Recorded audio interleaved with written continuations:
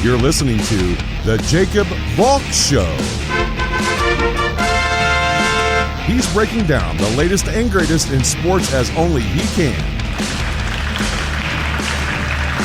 Follow him on Twitter at RealJacobValk. Here he is, Jacob Valk.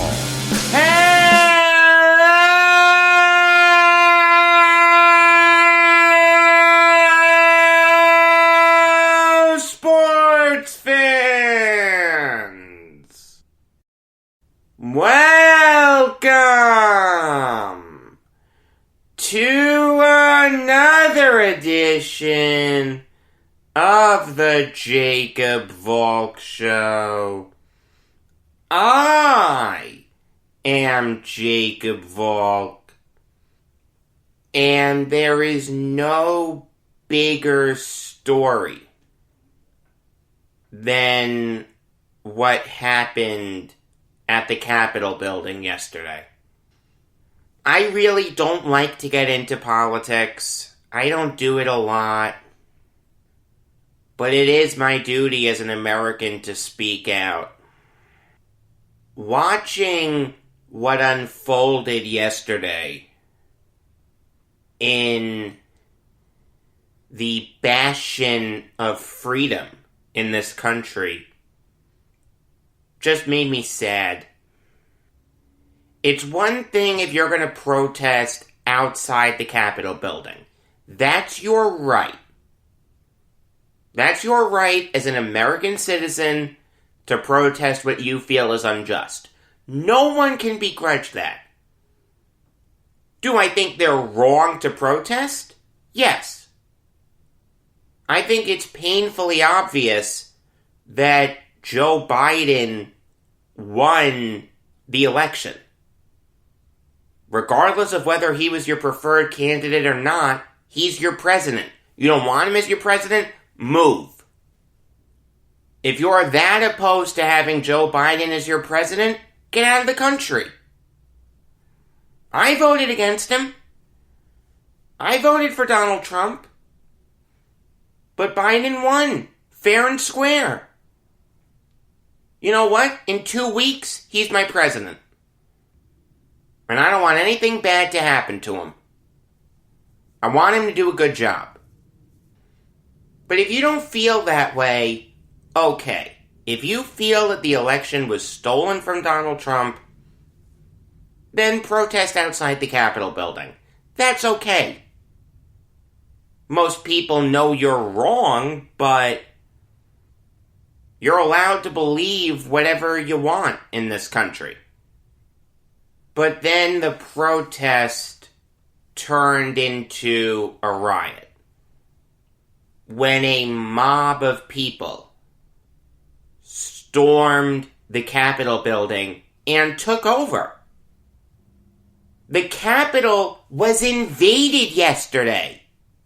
And you know what? We lost control as a nation of the Capitol building. The freaking Capitol building. Probably the second most important building in this country. The only building that's more important is the White House. I mean, look, I've seen movies where people take over the White House. Olympus has fallen, White House down. The videos coming out of the Capitol building yesterday wouldn't be out of place in a movie.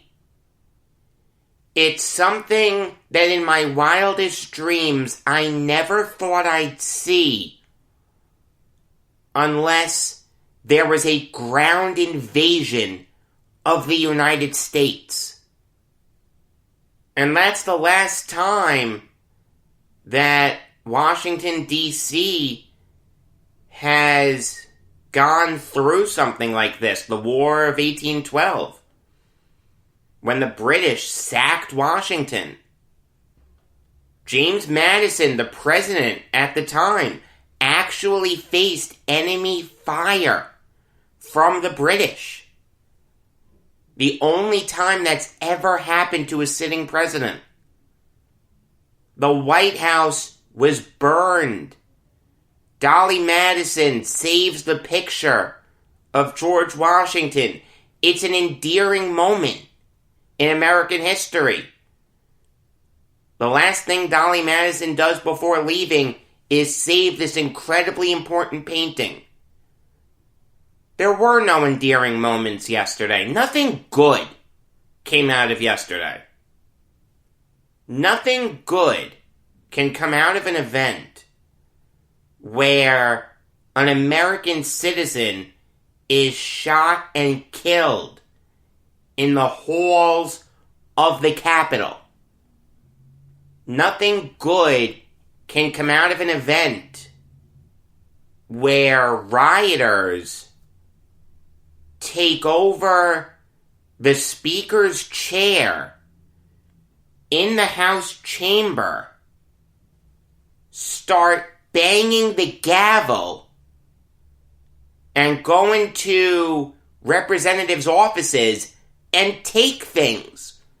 There are pictures and videos of these people looting offices of sitting congressmen and congresswomen. In terms of a single event, this is probably the darkest moment in this country's history since 9/11. This will be talked about for generations to come. One thing that we must always have as a nation, and it's something that we've invested millions, if not billions of dollars into, is the continuity of government. At all times, we must have a way to keep the U.S. government functioning. For a period of time yesterday, we lost that continuity of government. The House, the Senate, and the Vice President couldn't do what they set out to do, which is certify Joe Biden as the next president. And again, he is the duly elected 46th president of the United States. Whether you voted for him or against him, you need to accept that. But for a period of time yesterday, the government couldn't do what it set out to do. That is the loss of continuity of government. We were able to maintain it through 9/11. We were able to maintain it through Pearl Harbor. The domestic terrorists yesterday that overran the Capitol caused the disruption of continuity of government. They need to be prosecuted to the fullest extent of the law. They aren't great patriots. They aren't very special. We shouldn't love them. We should punish them severely and quickly. Send a message that this can never happen again. The question that needs to be answered now is, why did this happen? What caused this? The answer is, two parties are to blame. The Capitol Police and Donald Trump. The Capitol Police has one job. Literally one job. That's it. Protect Congress. That's it. That's all it's there to do. The reality is, it failed. When you see windows being shattered, doors being broken down, people needing to barricade doors to the House chamber, you know you failed as the Capitol Police. The minute you need congressmen and congresswomen to put on gas masks because you need to fire tear gas in the Capitol building, you've failed. When the Speaker's office is trashed and the building looks like a tornado has run through it, you have failed. When you need other law enforcement agencies to dress in riot gear to clear out the Senate, you've failed. There was a video that was initially posted on TikTok. I saw it on Twitter.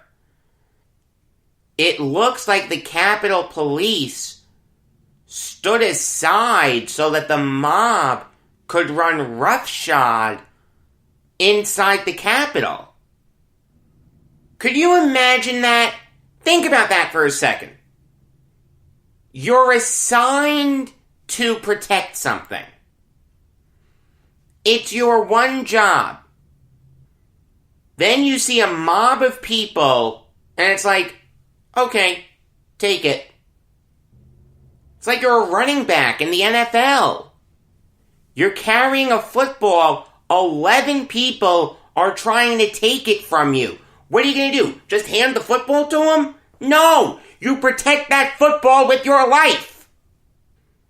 One of the first things that President Biden does needs to be appointing someone or some committee to get to the bottom of how the Capitol got besieged.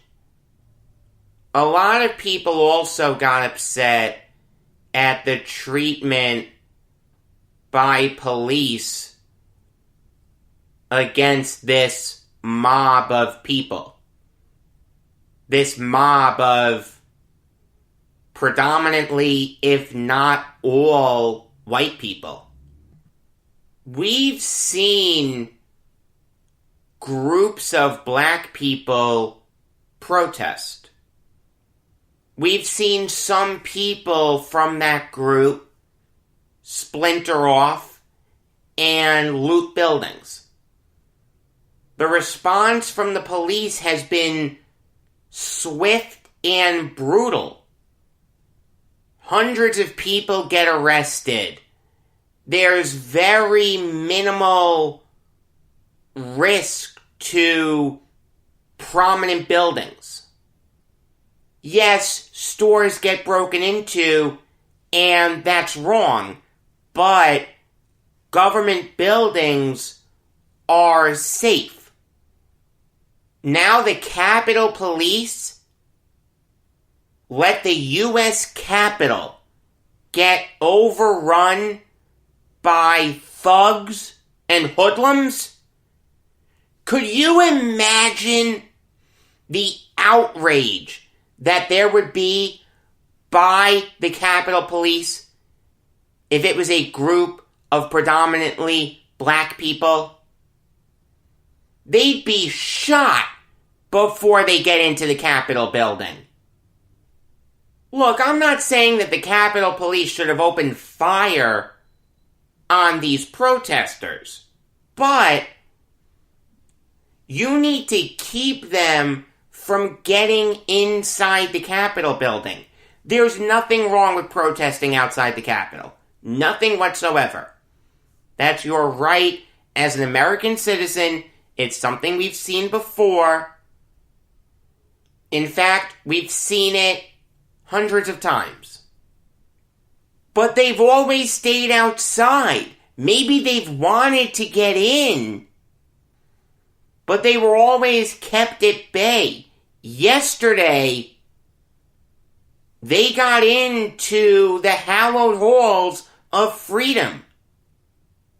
The videos from yesterday if you watch them without context, and someone told you these were videos from Honduras, or Venezuela, or Iran, or Somalia, you'd believe them. Nothing like this should ever happen in America. Ever, under any circumstances. This is the greatest country on earth. Do we have our issues? Yes. No question. But we've never allowed it to get to the point that it got to yesterday. Okay, now on to the big one. Donald Trump's response. I am going to say something that I never thought I would say about President Trump. A president who I like, who I think overall has done a good job. As dark as this day was, and as dark as the last 10 months have been, overall, I do think that President Trump did more good than bad. If you disagree with that, that's fine. I respect your opinion. But the reality is, we need to seriously consider whether Donald Trump can face charges over this. I didn't think he should have faced charges over anything pertaining to Russia or the Ukraine or anything else. But he lit the fire that started this mayhem. It's okay if right after the election happened, you thought there were irregularities. Admittedly, it does look kind of weird that the day of results in the swing states like Pennsylvania, Georgia, Minnesota, Wisconsin, and Michigan, and Arizona too, all favored President Trump. And then, as the mail-in ballots start to be counted, as the absentee ballots start to be counted, those states flip to Biden. It's reasonable to think that there may have been some chicanery, but it was investigated incredibly thoroughly.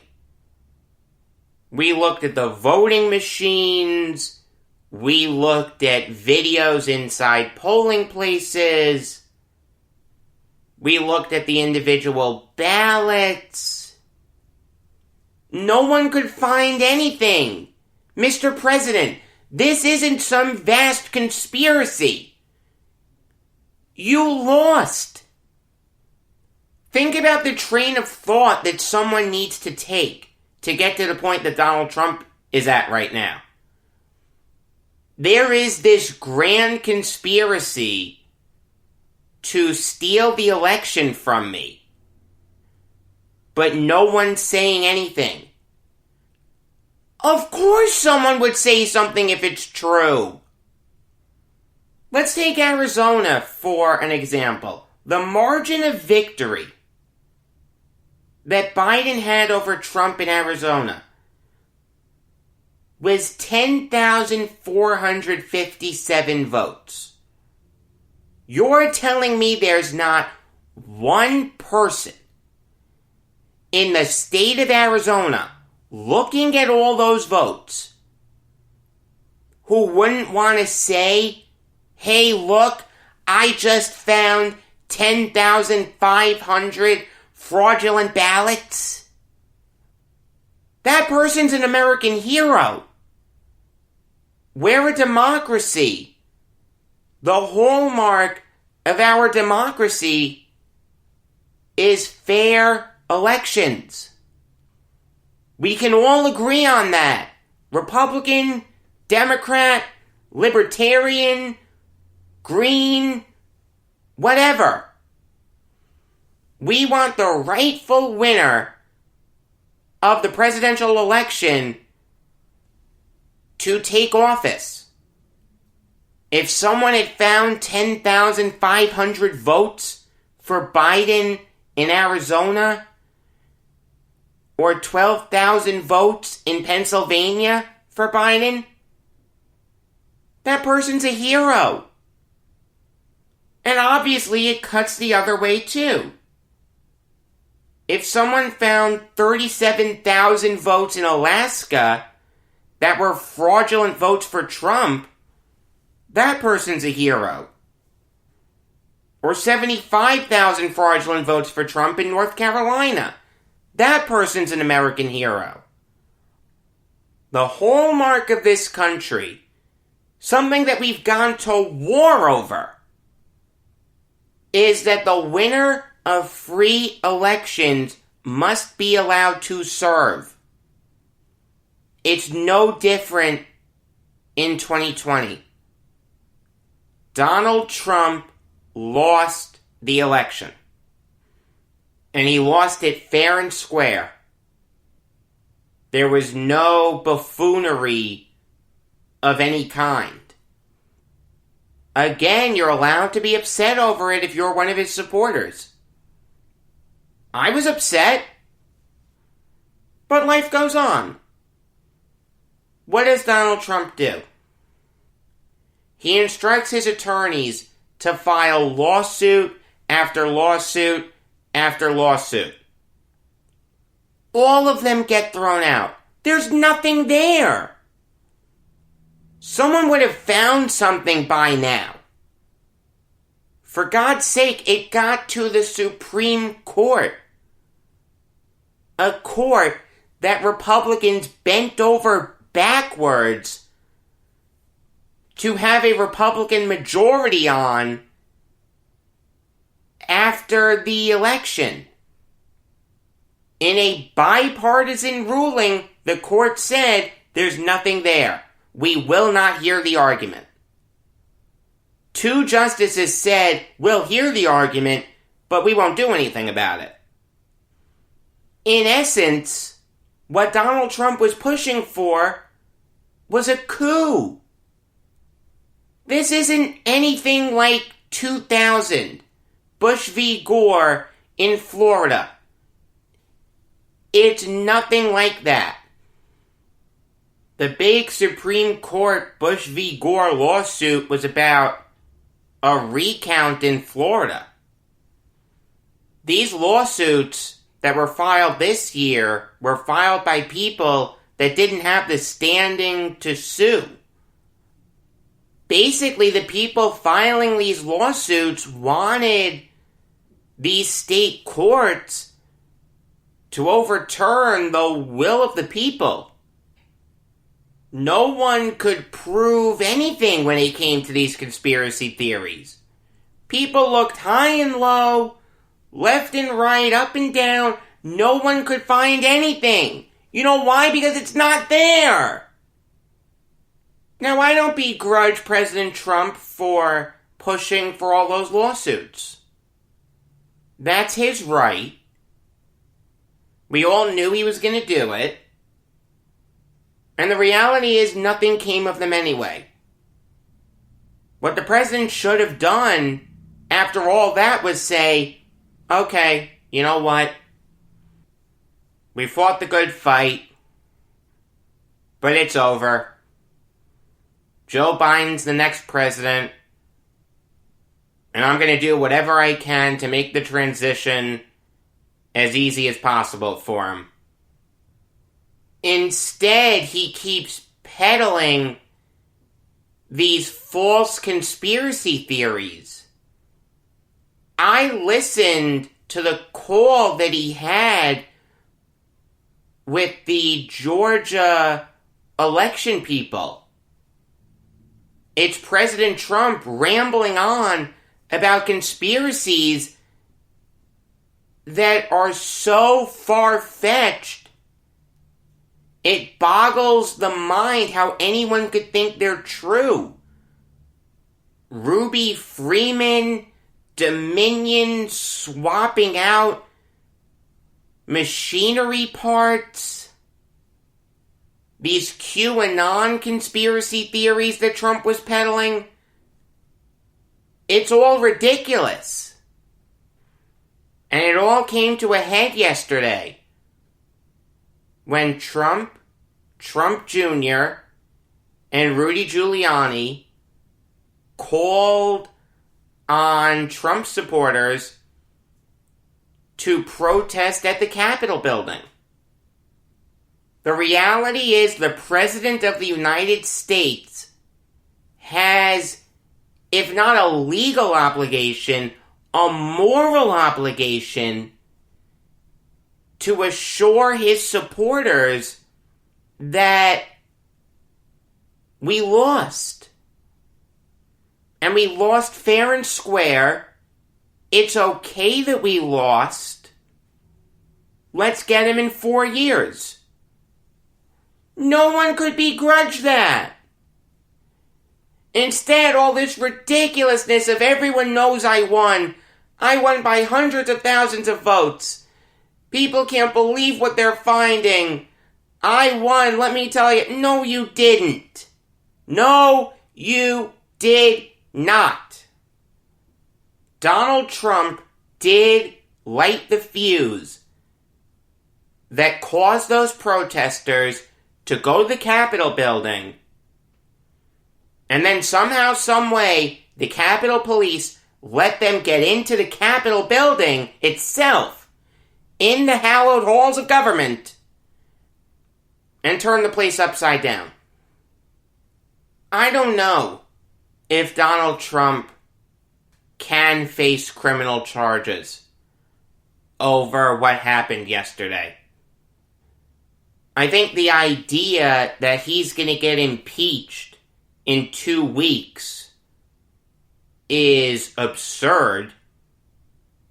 The cabinet invoking the 25th Amendment is possible, I guess, but I certainly wouldn't put money on it.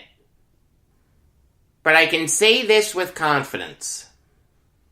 There will be people who look at what happened yesterday when Joe Biden officially is in office.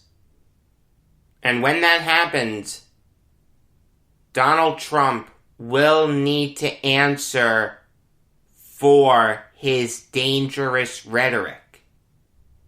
The reality is he riled everyone up and caused this powder keg to explode. And one way or another, he's going to need to answer for it. Alright, now on to the MLB Valk talk.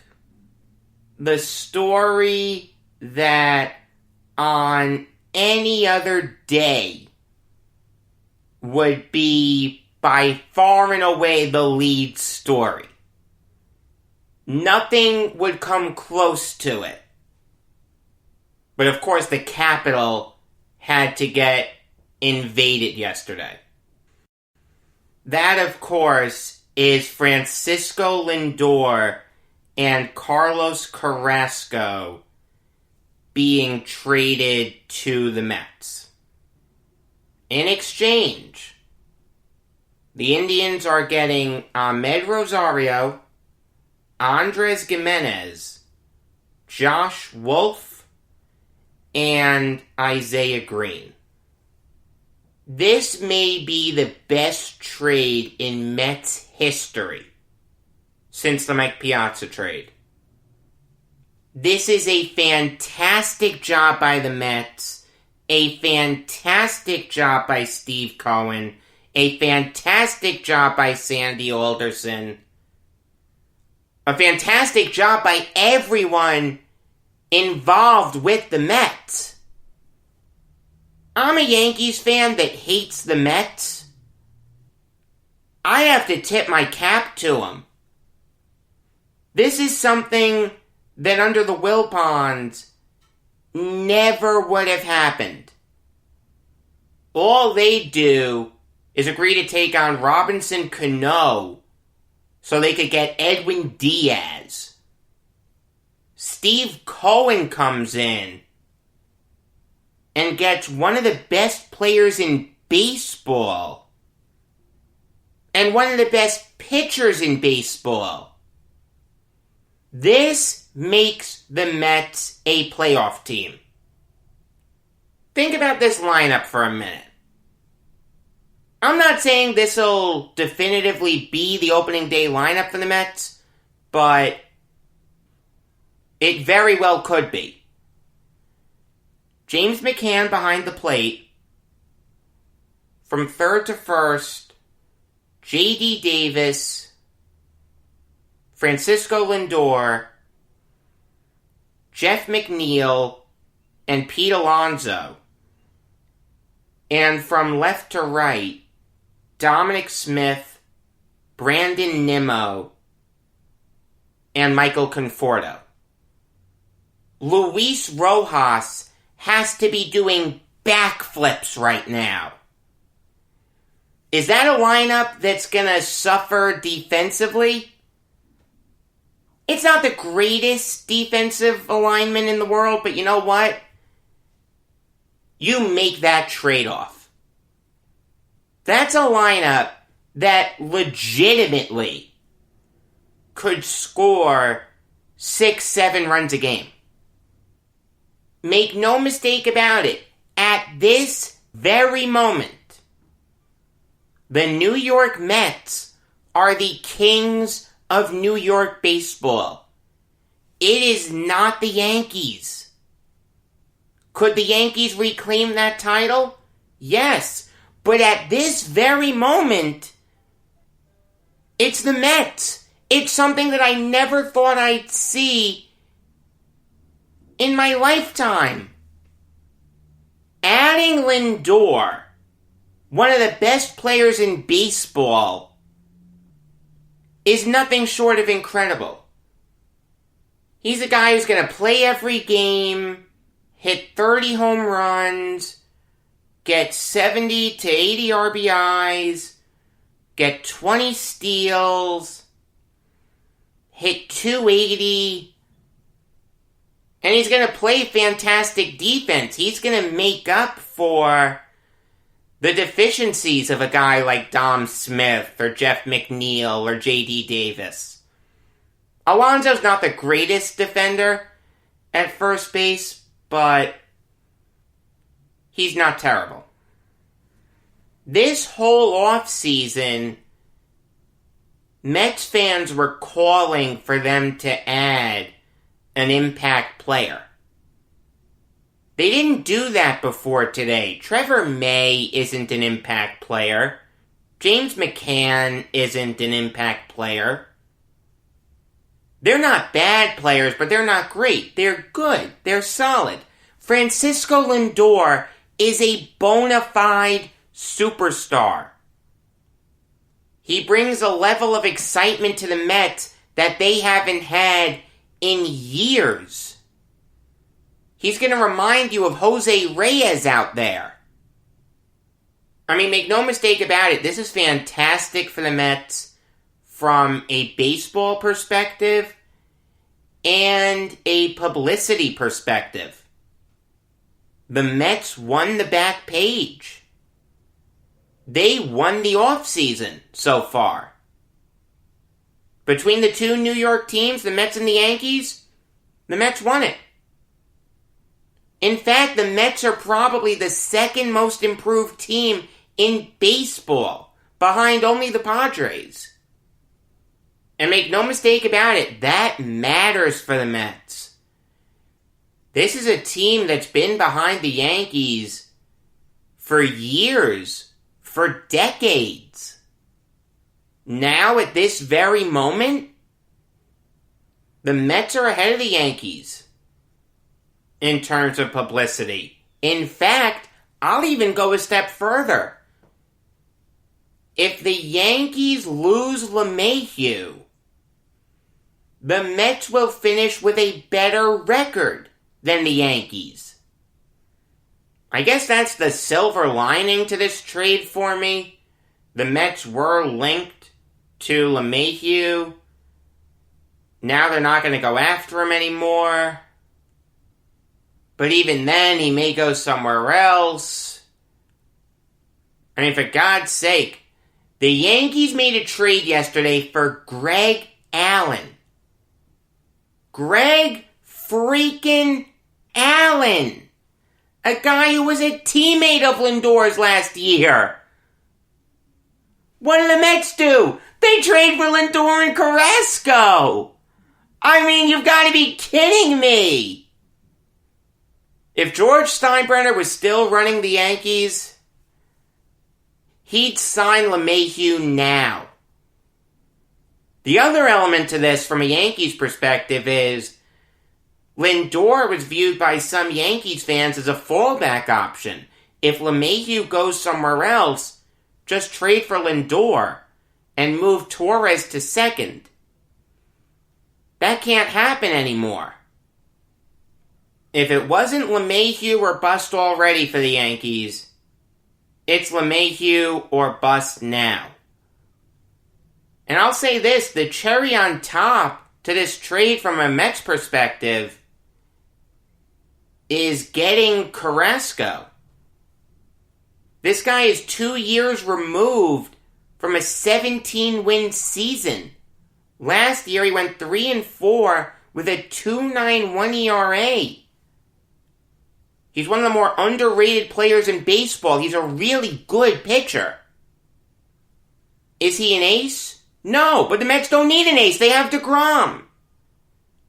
They needed starting pitching depth. They got it. Think about this rotation for a minute.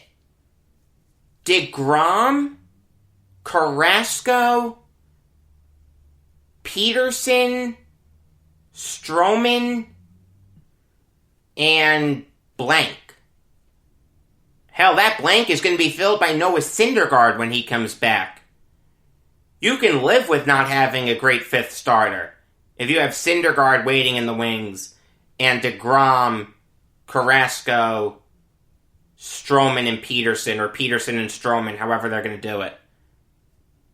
The Mets instantly upgraded their rotation. They upgraded their lineup. This is a fantastic trade. They're a playoff team. In fact, I'll even go a step further. They're going to fight the Braves for the NL East title. Keep in mind, Marcell Ozuna is a free agent, and the Braves rotation is a little shaky. There is a real chance that this trade results in the Mets winning the NL East. As for the Indians side of things, they continue their fire sale. They've been rumored to be cutting payroll for a long time. They're going to let Brad Hand walk in free agency. Obviously, they traded Clevenger at the deadline. They got rid of Corey Kluber before that. The Indians are blowing things up. And give the Mets credit for scooping up two of their best assets for pennies on the dollar. Look, I like Rosario. I think Rosario's gotten a bad rap among Mets fans. Does he play good defense? No. But he's a guy who's going to hit 260-ish. Give you some speed. Give you some pop. He drives runners in. Rosario was expected to be the next Bud Harrelson. He never turned into that. But he's a good player. I do like him. Is he a downgrade for the Indians? No question. But he's not a bad player. But he's not the best player that the Indians are getting back. The best player that the Indians are getting back is Andres Gimenez.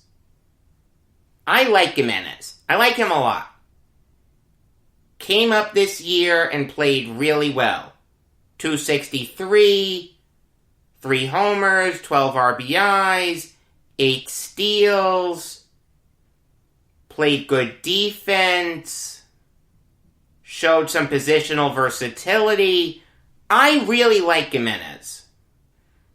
I think he has a very bright future in this league. Brighter than Rosario, by far. I mean, I'll say this. An infield of Rosario, Gimenez, Jose Ramirez, and Cesar Hernandez sounds really good. None of those guys can play first base, but you know what? You put Rosario at DH. That's perfectly fine. I do like this Indians infield going forward.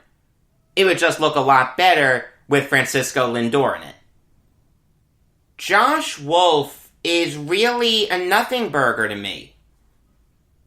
I see him as a reliever going forward. He only has 2 good pitches. A fastball and a curveball. His control isn't that great. His velocity is really, really good, which would obviously play well in the bullpen. Some people view Wolfe as a starter going forward. I don't. He's going to have to develop a third pitch really quickly. I don't think he can do that. Best case scenario for him, in my opinion, is as a setup guy. And Isaiah Green, I don't know too much about. He was picked in this past MLB draft. I saw some people comparing him to Garrett Anderson, so, hey, that's pretty good. The Indians do need outfield help. Green obviously won't help them next year. He's nowhere near ready.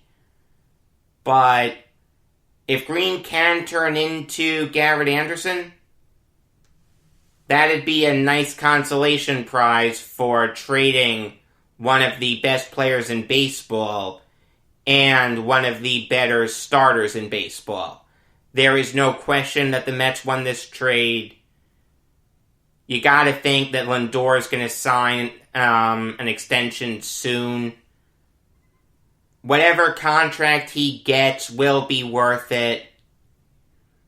And Carrasco is a perfect fit for the Mets rotation. They're a playoff team, there's no question about that. I touched on Greg Allen a little earlier. Let me put a finer point on it. Allen was traded by the Padres to the Yankees for James Reeves. Reeves is a nothing burger. You don't need to know anything about him. He's 27 years old. He's only pitched 1 game in AAA. He has no future in the sport. Greg Allen, though, could fill an important role for the Yankees. They've been linked to Michael Brantley in the past. They were recently linked to Yasiel Puig, who I don't think they should get. Puig is a head case. Head cases don't work well in New York. It's why I didn't want the Mets to go after Trevor Bauer. Now, by trading for Carrasco, I think that eliminates that possibility, thankfully. Head cases don't work in New York. I like Puig, good player, bad fit in New York. Allen, though, makes sense.